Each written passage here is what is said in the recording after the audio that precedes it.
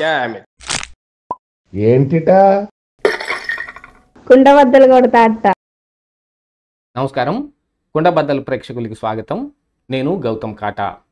ఈ వీడియోలో నేను మీతో చెప్పాలనుకునే అంశం, జగన్ పైన యుద్ధం ప్రకటించిన ఏబి వెంకటేశ్వరరావు. ఆయన ఈ రోజున ఒక ప్రెస్ మీట్ పెట్టి జగన్ నెవర్ అగైన్ అనే ఒక నినాదంతో జగన్ పైన డైరెక్ట్గా యుద్ధాన్ని ప్రకటించినట్టుగా ఆయన ఈ రోజున ప్రెస్ మీట్లో సంచలనమైన ప్రకటన చేశారు. ఎందుకంటే గతంలో ఆయన పడిన బాధలు, ఇబ్బందులు అన్నీ అందరికీ తెలుసు. జగన్మోహన్ రెడ్డి ఏ రకంగా ఏబి వెంకటేశ్వరరావు గారి పైన కక్షాపూరితంగా ఆయన సర్వీస్ మొత్తాన్ని ఎలాగా అస్తవ్యస్తం చేశాడో అందరం చూసాం. కాకపోతే ఆయన రిటైర్ అయిపోయిన తర్వాత, ఈ కూటమి ప్రభుత్వం వచ్చిన తర్వాత ఆయనకి ఏదో న్యాయం జరుగుతుంది, ఆయనకి మళ్ళీ ఏదో పోస్ట్ ఇస్తారు అని ప్రజలందరూ అనుకున్నారు. ఎందుకంటే ఏబి వెంకటేశ్వరరావు గారు పోరాటం అలాంటిది. అలాంటి పోరాటాన్ని చూసిన ప్రజలు ఏ రోజైనా సరే వాళ్ళ పట్ల ఒక చిన్న పక్షపాత ధోరణితో ఉంటారు. వాళ్ళకి న్యాయం జరిగితే వీళ్ళకే న్యాయం జరిగినంత ఆనందించే ప్రజలు ఇంకా ఆంధ్రప్రదేశ్ రాష్ట్రంలో ఉన్నారు. అలాంటి ప్రజలందరూ ఉన్నారు కాబట్టి ఏబి వెంకటేశ్వరరావు గారు కూడా ఈ రోజున ఒక సంచలనమైన ప్రకటన చేయగలిగారు. ఈ ప్రజలందరి సహకారంతో ఆయన ఏం చేయదలుచుకున్నాడు అనే ఒక కార్యాచరణని ఈ రోజున సంచలనంగా ప్రకటించడం జరిగింది. దాని పేరే జగన్ నెవర్ అగైన్.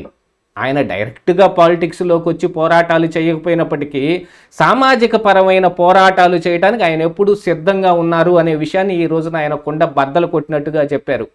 ఎందుకంటే చాలామంది చేయాల్సిన పని అలాగనే ఉంది.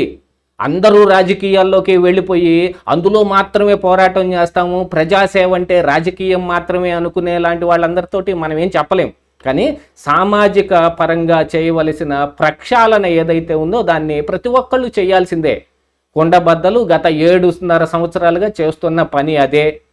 ఎవరెవరు ఏమేం తప్పులు చేశారో కూలంకషంగా ప్రజలకు అర్థమయ్యే విధంగా చెప్పటం, ప్రజల్లో చైతన్యం తీసుకురావటం అనేది చాలా ముఖ్యమైన అంశం. ఎందుకంటే ప్రజల్ని ఏ రోజున చైతన్యపరుస్తామో ఈ రాజకీయాలు తనంతట తానుగా ప్రక్షాళన అయిపోతాయి. ఇలాంటి దురుద్దేశపూర్వకంగా ఉన్న రాజకీయ ఉద్దేశాలు కలిగిన వాళ్ళంతటా వాళ్ళే రాజకీయాలు వదిలిపెట్టి వెళ్ళే పరిస్థితి వస్తుంది. అలాంటి ఒక పోరాటానికి ఈ రోజున ఏబి వెంకటేశ్వరరావు గారు తెరదీశారంటే నిజంగా హ్యాట్స్ ఆఫ్ చెప్పాలి. కాకపోతే ఆయనకి ఈ కూటమి ప్రభుత్వం వచ్చిన తర్వాత ఏదో పదవి వస్తుంది అని అనుకుంటే ఈ పోలీసు హౌసింగ్ కార్పొరేషన్ చైర్మన్గా ఆయనకి పదవి ఇవ్వటం కూడా జరిగింది. కాకపోతే ఆయన స్వీకరించలేదు. ఆ రోజున కూడా ఆ స్వీకరించని రోజున ఆయన మీద ఇదిగో ఈయన ఈ పదవి మీద అలకపూని ఉన్నాడు, ఇదే పదవి ఈ పదవితోటి సర్దుకోదలుచుకోలేదు అనే పుకార్లు కూడా చాలా వచ్చాయి. కానీ ఆయన ఆ పదవి ఎందుకు స్వీకరించలేదు అనే దానికి ఈ రోజున అసలైన పరమార్థం తెలిసిపోయింది. ఆయన ఏం చేయదలుచుకున్నాడు అనే విషయాన్ని ఆయన కుండ బద్దలు కొట్టినట్టుగా ఈరోజు చెప్పాడు. కేవలం జగన్మోహన్ రెడ్డి అనే వ్యక్తి ఆంధ్రప్రదేశ్ రాష్ట్ర రాజకీయాలని సర్వనాశనం చేసేశాడు. ఆయన ఆర్థిక పరమైన ఈ మాల్ ప్రాక్టీసెస్ మొత్తాన్ని బయట పెట్టడానికి కావలసిన సమాచారం మొత్తాన్ని సేకరించి ఆయన మీద ఉన్న ఈ 11 సిబిఐ కేసులు కావచ్చు, 9 ఈడీ కేసులు కావచ్చు, ఇంకా కొత్తగా ఆయన అధికారంలో ఉన్నప్పుడు చేసిన తాలూకు వ్యవహారాలన్నింటినీ కూడా బయటకు తీయటానికి, దాంతోపాటుగా వివేకానందరెడ్డి హత్య కేసు కావచ్చు, ఆయన ఎస్పెషల్లీ ఇందులో మాట్లాడింది, ఆయన ఇచ్చిన ప్రెస్ మీట్లో మాట్లాడిన దాంట్లో జనుపల్లి శ్రీనివాస్ అంటే కోడికత్తి, జగన్మోహన్ రెడ్డి ఆడిన ఆ కోడికత్తి డ్రామాలో సమిధలాగా కాలిపోయిన జనుపల్లి శ్రీనివాస్ గురించి ఆయన చాలా బాధపడ్డారు. ఆయనకి డైరెక్ట్గా ఏ హెల్ప్ కావాలన్నా చేయడానికి సిద్ధంగా ఉన్నట్టు ఆయనతో మాట్లాడి ఆ జనుపల్లి శ్రీనివాస్ని కలిసి ఆయన న్యాయం జరిగే విధంగా పోరాటం చేయటానికి కూడా ఆయన సంసిద్ధంగా ఉన్నట్టుగా కూడా ఆయన ప్రకటించడం జరిగింది. మిగతా చాలా అంశాల మీద మాట్లాడినప్పటికీ బాటమ్ లైన్ అయితే ఒకటే, ఈ ఆంధ్రప్రదేశ్ రాష్ట్ర రాజకీయాలకి జగన్మోహన్ రెడ్డి అవసరం ఏమాత్రం లేదు. జగన్ నెవర్ అగైన్ అనేదే ఇంకా ఆయన నినాదం. అంటే జగన్మోహన్ రెడ్డి లాంటి వాళ్ళు ఈ రాజకీయాలని ఏ రకంగా భ్రష్టు పట్టించేస్తున్నారు, వాళ్ళందరినీ ఏ రకంగా నిర్మూలించాలి అనే దాని మీదనే ఆయన పోరాటం చేయదలుచుకున్నట్టుగా నిర్ణయించారు.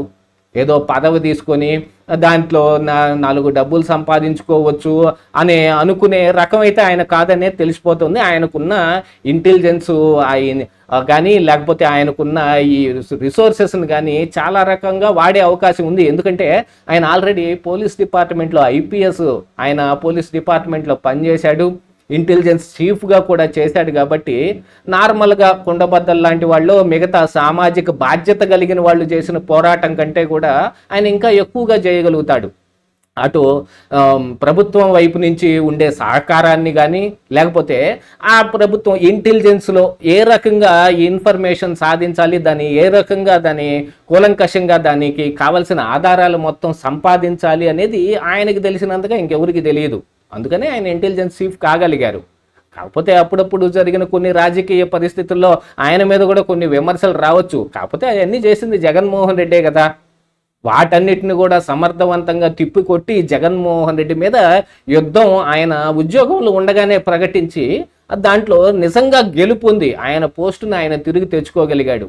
కాకపోతే 5 సంవత్సరాల పాటు ఎటువంటి సర్వీసెస్ లేకుండా ఆయన ఇబ్బంది పడుండొచ్చు. కాకపోతే అందరూ చేయాలి. అన్ని రోజులు ఒక రకంగా ఉండవు కదా, మనకి ఎదురొచ్చే రోజులు కూడా ఉంటాయి. మంచి కూడా చాలా కాలం తొక్కివేయబడుతుంది చెడు ద్వారా. చెడు తాత్కాలికంగా పై చేయి సాధించినప్పటికీ కూడా మంచే ఏ రోజైనా గెలుస్తుంది అని అందరూ గుర్తుపెట్టుకోవాల్సిన అవసరం ఉంది. అలాంటి దాన్ని ఇప్పుడు ఏబి వెంకటేశ్వరరావు ఉద్యమ రూపంలోకి తీసుకొని రావడానికి, ప్రజలందరినీ ఇందులో భాగస్వామ్యం చేయటానికి ఆయన పూనుకున్నారు. ఆయన జగన్మోహన్ రెడ్డి మీద డైరెక్ట్గా ఇక యుద్ధం ప్రకటించినట్టే అనేది ఈ ప్రెస్ మీట్ ద్వారా ఆయన ఖచ్చితంగా చెప్పదలుచుకున్న అంశం. నిజంగానే మనందరం కూడా ఆలోచించుకోవాలి.